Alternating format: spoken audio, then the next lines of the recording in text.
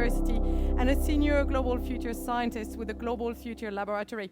At Arizona State University, she has a joint appointment with the School for the Future of Innovation in Society and the School of Computing and Augmented Intelligence. Her research there focuses on social implications of emerging technologies. She's also the director of the Society Policy Engineering Collective, the founding editor-in-chief of the IEEE Transactions on Technology and Society, and the founding chair of the inaugural Masters of Science in Public Interest Technology. And she's going to talk about society as technologies. Thank you very much, Katina, for agreeing to speak today. Thank you.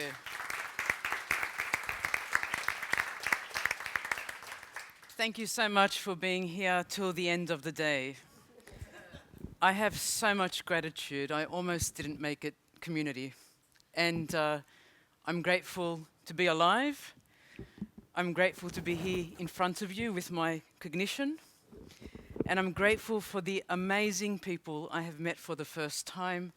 To the organizers who have worked tirelessly, we celebrate you. We celebrate this possibilities community. And how are we feeling, everyone? Woo! That's the way. I'm going to have your attention for about 18 minutes.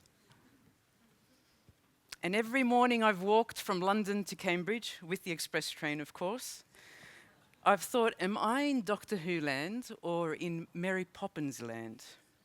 And perhaps we can keep these two juxtapositions as your response after 18 minutes of watching this visualization, this performance art piece I've prepared previously in front of 3,500 people in Arizona at Gamage. But what has not been available is the full visualization. Only 7 or 8 charts have actually been recorded. And you're the only other audience who's watched this. So let's begin. Society as technology. The brain is one of the largest and most complex organs in the human body. The cortex, the brainstem, the basal ganglia, and the cerebellum help us to do things like think and move, breathe and sleep, and coordinate messages to different parts of the body. And then we have the frontal lobe, the parietal lobe, the temporal lobe, and the occipital lobe, which are used for problem solving and judgment and motor function, for memory and hearing and visual processing. The brain is made up of more than 100 billion nerves that communicate in trillions of connections called synapses. The synapses are structures that allow neurons to pass electrical and chemical signals to one another.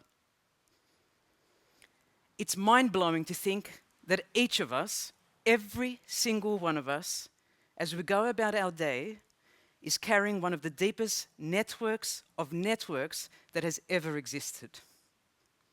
An incredibly complex map. But sometimes neurons take an abnormal turn and die out, causing brain disease.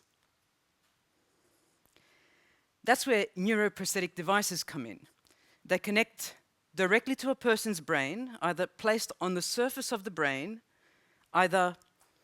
or attached, that is, to the brain's cortex, and they're used to stimulate these neurons back to life.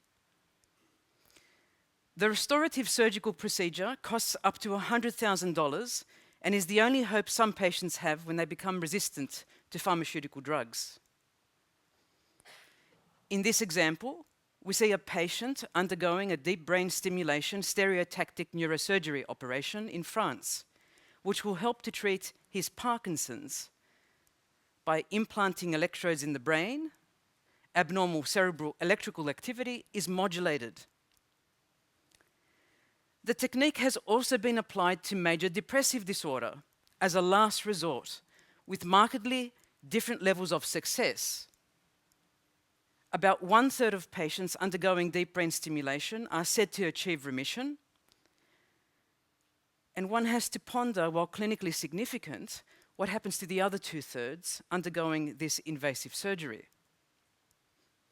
And so I pose the question, are brain implants our plausible future? Might we consider repurposing them for everyday use beyond therapeutics? As one example, Facebook in 2017 revealed it had a team of 60 engineers working on building a brain-to-computer interface that would let you type with just your mind. You'd think about it, and the words would be spelled out on the screen, scanning your brain 100 times per second using optical imaging. Now, scientists, entrepreneurs, philosophers, and biohackers have long pondered on how we could overcome death and disease. They state the following possibilities with the aid of technological interventions.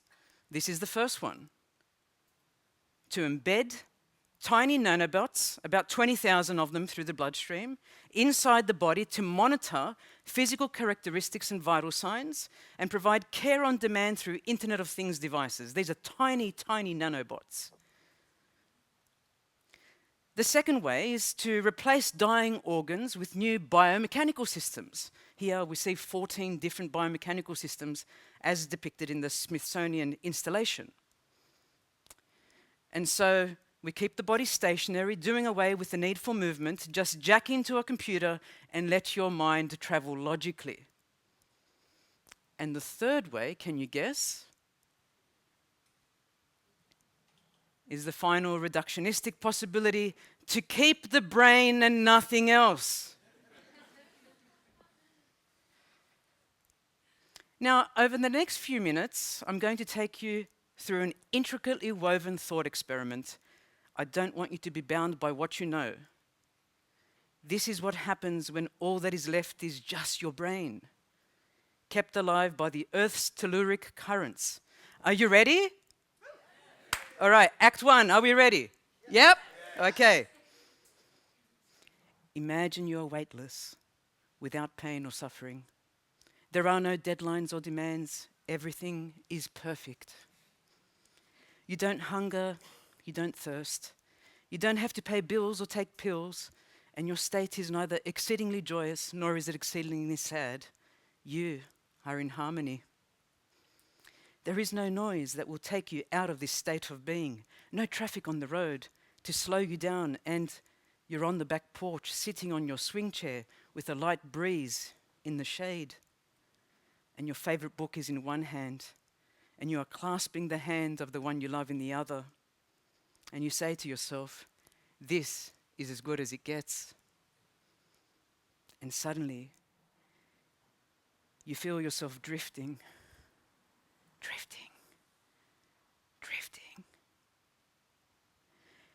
And when you wake up after the anesthetic has worn off, you find yourself reaching out with your mind's eye. The book is there and you can recount every word on every page. Your brain has set you free and you find yourself reaching out into that vast expanse where there is no up or down or left or right. You connect with all those people who have ever read the book and you feel their understanding in the inner core of your spirit. For some, the book was torturous, and for others, it was a happy experience, but all now have the awareness of how the book was integral to their life. At this time of the billions of people in the world, only a small number have been freed from the tyranny of death, but you hope for all to be saved before too long. While you begin to share your own reflections of the book effortlessly, without thinking, you catch a glimpse of a tiny, tiny insect. Next-geners have taken you to the digital vortex to become one with creation. You are a tiny round egg. You hatch and turn into a caterpillar. Then you form into a chrysalis and undergo the most remarkable of transformations. You are undergoing metamorphosis. The tissue, the limbs and organs of the caterpillar have all been changed. It is now time for the butterfly to be released, and so it begins to pump blood into the wings, and then it will get to fly, find a mate and reproduce, beginning the process all over again. You realize you no longer have to put on goggles to live in augmented reality. You are reality. Act 2. The year is 2045. You are born. LifeArc administer a screen blood test for the 9 major diseases that once plagued humankind and the 17 new giant viruses that have been introduced via CRISPR re-engineering. Your cord blood is collected because it can bring you back to life, though few choose to have biological children these days. You then undergo a very short procedure to allow for the biology to continue to thrive under the constant surveillance of physical interfaces. You become the electrophorus, a bearer of light, ambient intelligence. You now transform into something other than what you were born into the world. At age 12, you would jack into the collective superbrain. This life would be incredibly free. We could read all the books in the world. We could remember everything we wanted to remember on demand. We could relive the best moments of our life, not once, not twice, but endlessly, over and over again. My brain implants could help me be a cheetah, not just imagine being a cheetah, but be a cheetah in all its cat-like qualities. The next day, I might wish to be water. The following, enveloped by the sky. Then I could morph into a rainforest, a tree that is thousands of years old, and even find myself hanging from a mountain's edge without the fear of falling. All my transactions would happen via blockchains of universality. I would continue to evolve forever. My name could be calculated using binary. I could simultaneously be with others. And if I wanted to be alone, I would make myself lost in the furthest part. Sometimes that place would be on Mars or in another universe, but other times it would be on a little-known server or channel where no one would be able to find me. I would not simply imagine growing from a seed to a flower. I would germinate like a flower, reproduce and pollinate, and spread my digital hash with other next-geners.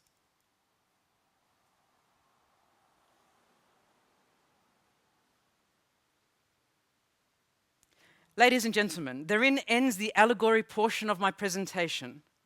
In Acts 1 and 2, I postulated what it might be like if we merge the wetware with the hardware and free ourselves from the body which dies. Is there anything wrong with the future I am posing, a technocentric existence where society becomes technology? Where the focus is not only on creating bionic supermen and cyborg superwomen through technological enhancements and amplifications, but on our very brazenness to think there must be a technological solution for trampling down every disease and even death? Did we not learn anything from the ancients who decided to build a big tower in the hope they would reach the heavens? Those engineers displayed hubris. We've been there before. Two of our greatest thinkers, Plato and Aristotle, warned that techne should be subject to reason and law, that it was an imperfect imitation of nature. So why have we gradually moved away from seeking out metaphysical connections? And what is that doing to us? While we are busy entertaining implants of all kinds, outside the world is crying out for help. We just cannot say we got this one wrong, so let's be done with it and move on before it's too late. Our earth is resembling the state of our inner hearts. We are becoming of our environment. Something has ruptured in our society. Over a quarter of British young women between the ages of 16 and 24 have self-harmed. We heard that yesterday from Hillary. And experience anxiety or depression. And 1 in 7 have post-traumatic stress disorder, but they've never gone to war.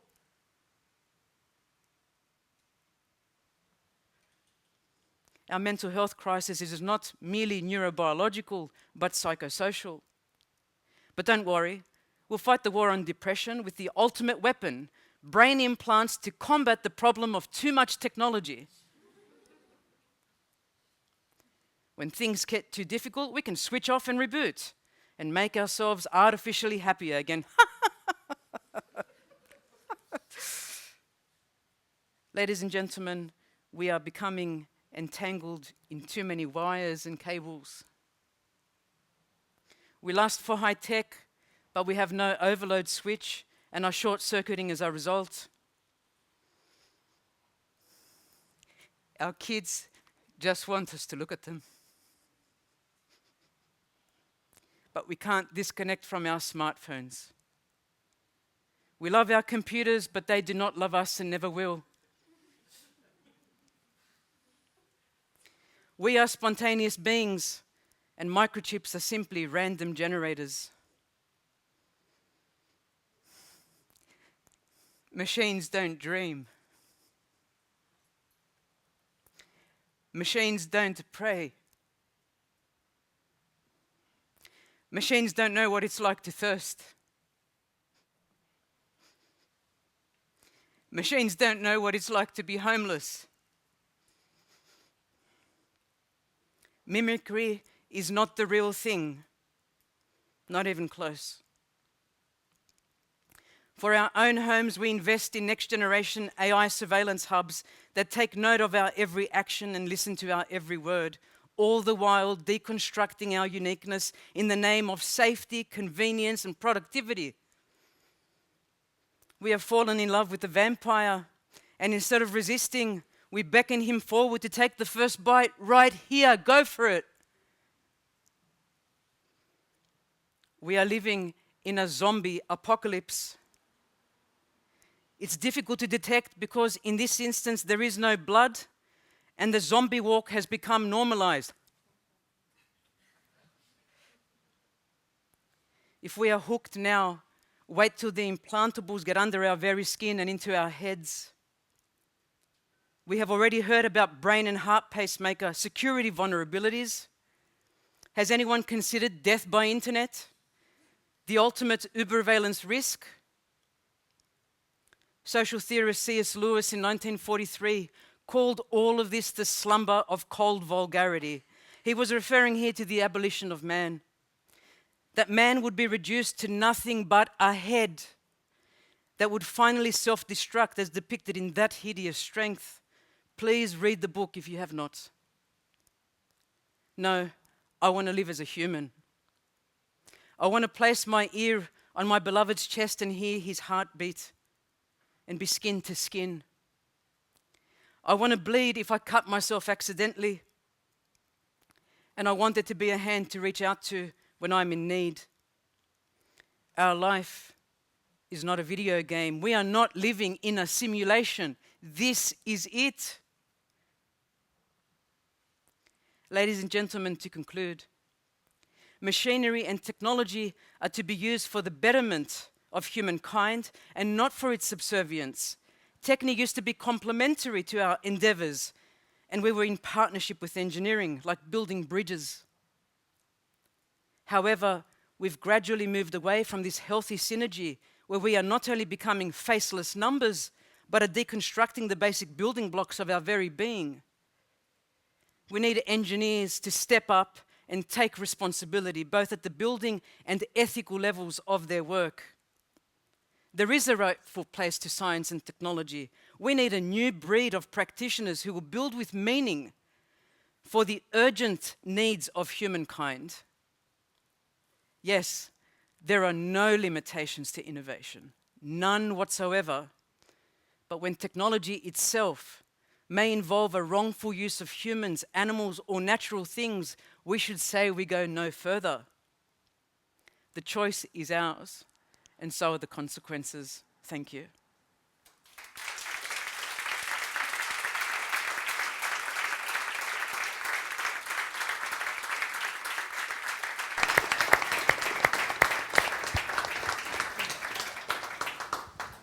Thank you very much, Katina, for a very powerful talk. Do we have any questions?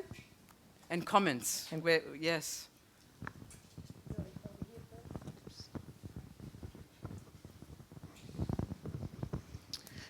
Thanks. Really enjoyed it, and also the story that you immersed us in. Love your images as well.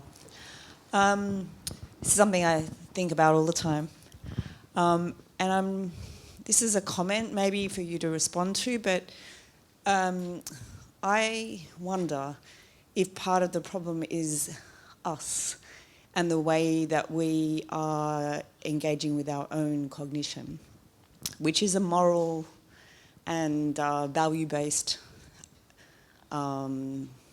process, but maybe one that we're not necessarily conscious of.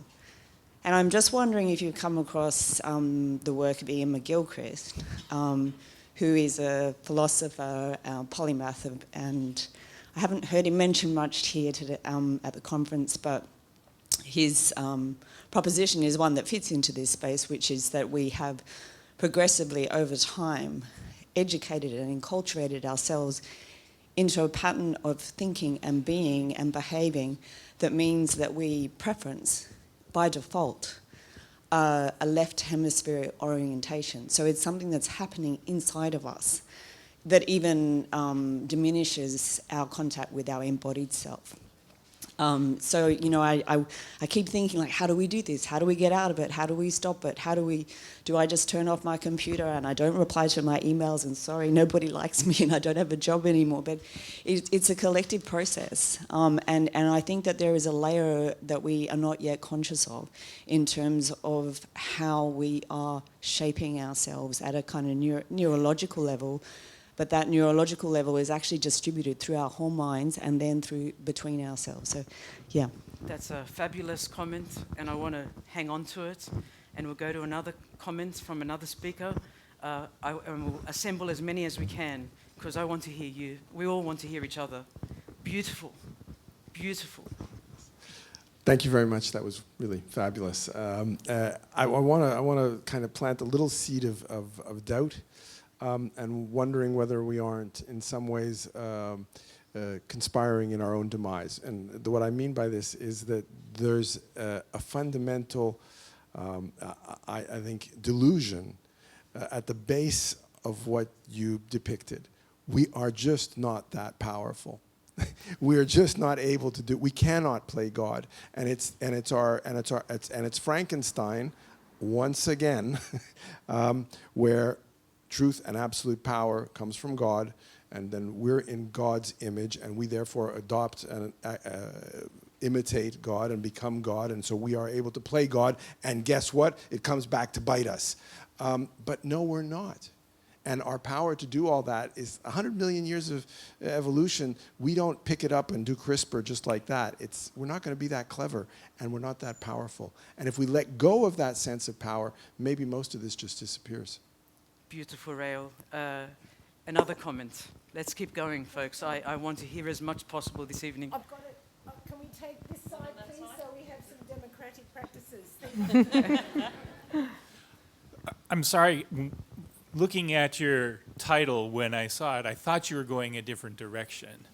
And what I thought you were going to say is society is our original technology, right? It is the tool we developed to create solutions to problems that we encountered in our environment. And maybe we ought to be looking to that original tool to go after these solutions. So, I love that comment. Yeah. I think it's a great question here, and there's no answer, I think, but it's okay to use technology to give sight back to a blind person, but it's not okay to, for example, give you night vision. So what's the limits of the technology where we can go? I remember a few years back, a Paralympic athlete that have a mechanic leg because she lost it in an accident, but a normal one. And she wants to cut the normal one off because it would be easier to run with two mechanic legs, not one. So what's the limits? I think this is one of the key questions. Exactly. That's what's the limits question. we can go and to don't lose your humanity? Yes, great question. I could say so much on that question. That is one of the questions. Yeah, thank you, because it was really magnetic. We spoke about it yesterday, I think. My comment and reflection is, what if we train our attention? So how we orient our energy so that we can balance our stimulus and the surrounding that we live in. It's a very powerful presentation and quite scary if we reach that stage. I just want to know your advice for the school education. What can we do? What could we do? Keep talking. Can I add one? Please, I have a mic already. Please go, Constance, go. When I listened to your talk, one thing that struck me is when you went back at the end to say that it didn't always used to be like this. So I have a question and a hypothesis for the answer. So what happened? And my hypothesis is that capitalism happened. I'm sorry to get so political, but the issue is not necessarily technology in itself. When people ask me, like, how can we make social media better? We need to stop having people make so much money out of it, because then their aim is just to push their platform to get more people and not to actually make things better. And no matter how much they say that their aim is the community, at the end of the day, their aim is the market. And for me, that would be the biggest issue. That's great, Constance, and it's a valid question that you have about education. Keep talking is the answer. Please, you're next. I wanted to build on what you said, because I remember of I think an experiment or something. 10 years ago in the United States, they thought about enhancing the sight of pilots, so they could obviously fly with the best sight. But then obviously if you enhance the visual possibilities, then you cannot switch them, because you will have an enhanced sight all time. So when you are on the land, you're just out of your work. What do you do with the side that is not human? And on the also, you were talking about the athlete that thought, let me just cut the other leg. I'm thinking about the root of identity. So if you want to have enhanced vision all time, it means that you're just a pilot. And if you want to cut your leg, it's like you're just the athlete. So what's the everything else around your identity that don't need that kind of a technological enhancement? So the normal human around that enhancement. So beautiful. Just wanted to beautiful. Keep talking. Yes. I agree with you. And I was going to comment, so when the narrative was happening, particularly with the disembodied consciousness, at any point I was expecting, oh, now a pop-up ad will appear to try and sell me something. And I can't even close the window because I don't have a body. Yeah. So I don't know if we are not able to get there technologically. I think we're not. But I think that we are not even able to get there in terms of the infrastructure, because at some point capitalism will get it in its own way, because that service is too good in a way. Thank you for the comment. Next one. Just to follow up, I would say that all technological devices or technologies are inherently political, so it's not so much the pop-up ad, but the infrastructure, right? So just as a follow-up. Just an additional remark. I did think about technology, that you open up the perspective. It takes a sacrifice. So it's not just an ethical question about, yes, we can make a blind man see again, but at some point we have to pay. Yes. We have to sacrifice something, and we don't know what it's going to be, but there is another side. And there's also part of the economics of technology, I think. Very much so. Just to build on a few things a few people have said, I think the demise of, this is going to be very bleak, I think the demise of our civilization has already, the die has been cast, because we are already as a culture seeing ourselves as inferior to the artificial intelligence. The fact we call it intelligence, it's artificial information. But I think what we're doing is we're unmaking the world for ourselves. We're no longer celebrating the things that make a human being a human being. When you gave the two scenarios of the future, I actually just looked at those and thought, Christ, I don't want to live forever. I don't want to constantly rerun my memories because then they're meaningless. Mm-hmm. And I think we're already such a long way down that road. And I think it's a big worry. Beautiful. Unmaking our civilization. Interesting. I think we have always offloaded our memories onto things, and then our memories have changed and shaped. So when we say we don't want to rerun my memories, I rerun my memories all the time in photographs on my phone or photo albums, or I watch the video of my wedding, which is a bad memory, but never mind, or whatever it might be. Or I sit and talk to my grandmother about her memories of her childhood. I rerun my memories all the time. And my feeling about humanity, and I know I'm a real optimist, is that we have evolved with technology forever. And we are what we are because of the technologies we have. We can live in this climate because of the buildings we build and the clothes that we have. We can communicate with the people around us because of the language that we evolved. Our mathematics changed who we were as people, our ability to talk and communicate. And at every point in that time, I think it's in a shift and a change, but I don't think it always has to be negative. I really want to be a voice of positivity here and say, humanity is brilliant. We have faced problems across the whole of our evolution that have challenged and have wiped out large numbers of us. And that is true, that it is why you're going to probably be large numbers wiped out. But the overall, I just think we're fantastic. And I do genuinely think it's almost the same. I don't think we'll get to this stage, but also because I have a great optimism in humanity. So, yeah. Woo! Go, Wendy.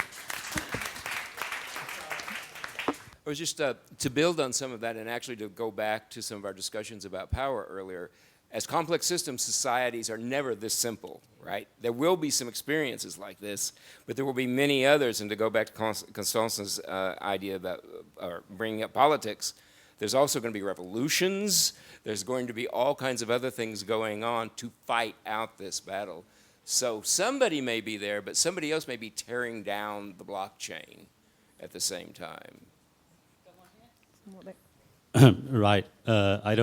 I've spent some time around engineers. I don't think they're not the criminals here. We need better politicians, better corporations.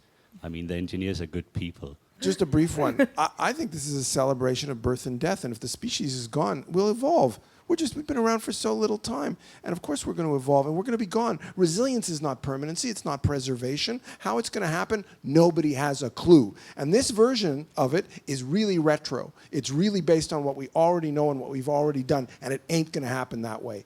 So, I mean, I think we can relax. Just take it easy and have things evolve. Yeah, I just wanted to puncture the optimism that was coming from the other side, because we haven't even mentioned climate change and the numerous other polycrises, and we're just talking about AI. So, anyway, there you go. Yeah, I'll add to the negativity. What if we make the Earth sterile first? Like every time we're damaging our environment a little bit more.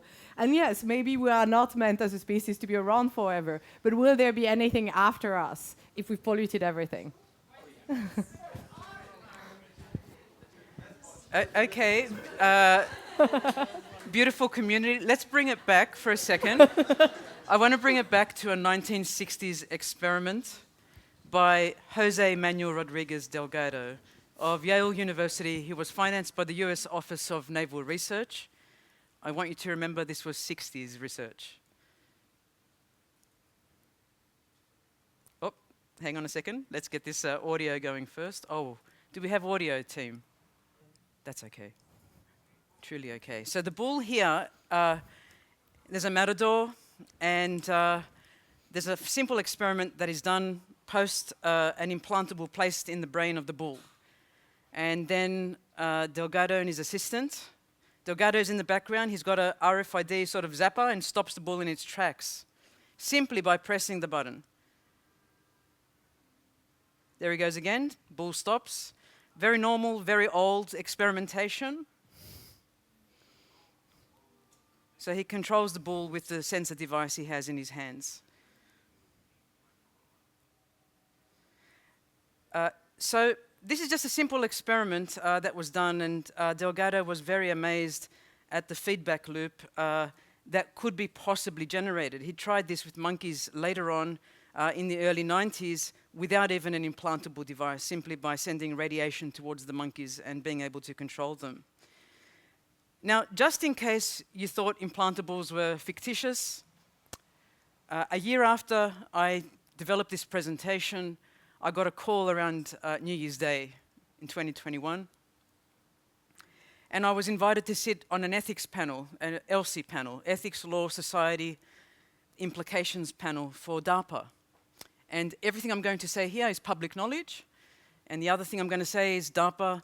I'm not representing DARPA here today. I'm telling you a case. That has to be said out aloud. And the project is called Adapter. Adapter, as in an adapter in a socket, in a wall. And Adapter stands for Advanced Acclimation and Protection Tool for Environmental Readiness.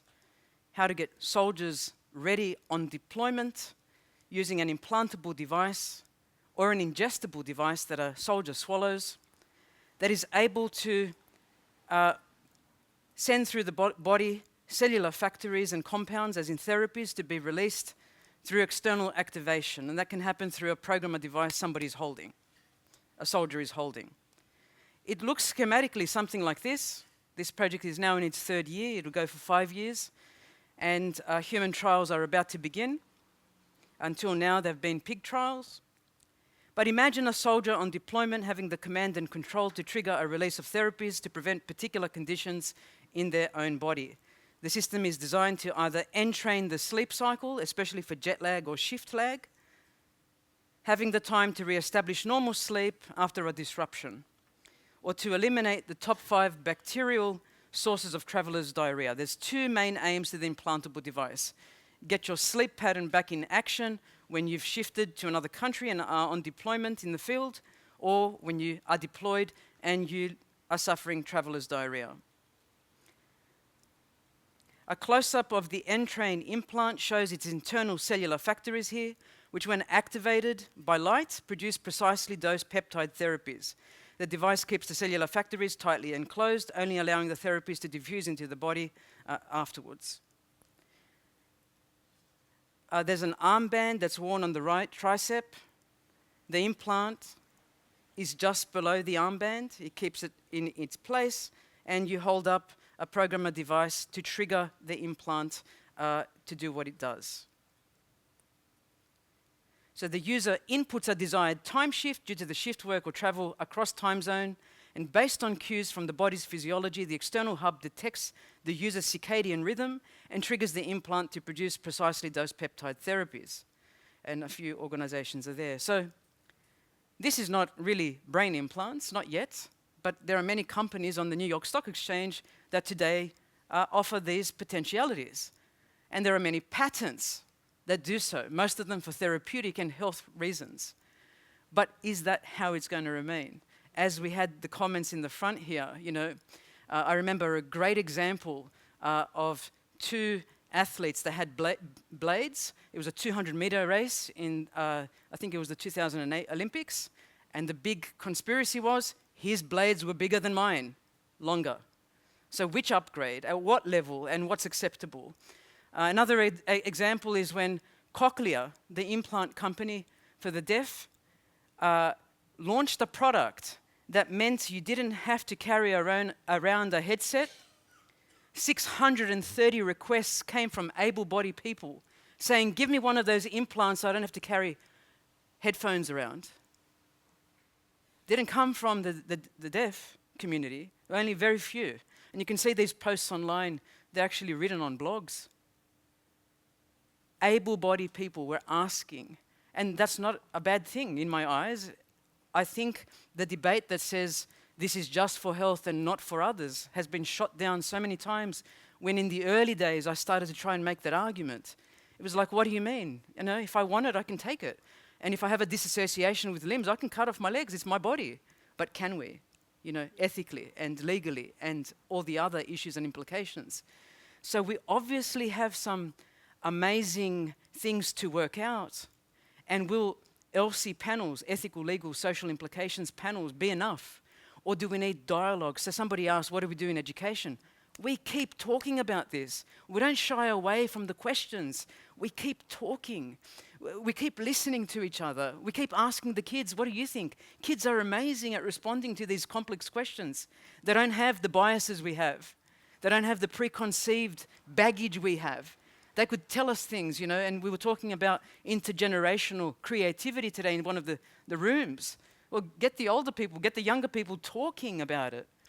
Come together in communities. It's all about stories And what kinds? Is it going to be optimistic stories like Wendy's, pushing us to think about? And it's not about technology, right? This was almost a technocentric talk. I played a little bit. How about the world build stories we're hearing in our rooms today, in our sessions, where we're talking about what kind of world do we want to live in? And then we have the optimism and the pessimism, or the utopia and dystopia. And many people argue dystopia is easy. Kat, where's your utopia? What do you want to see? What do we want to see as a community? And that's why communities like this are so vital. Possibility, yes, but where? Which one? What purpose-driven innovation? To which end? To sustainability, okay, how? So with that, I thank you so much for your attention. I think we're at time, maybe 2 minutes after. What a great session to hear all your thoughts and reflections. Thank you so much.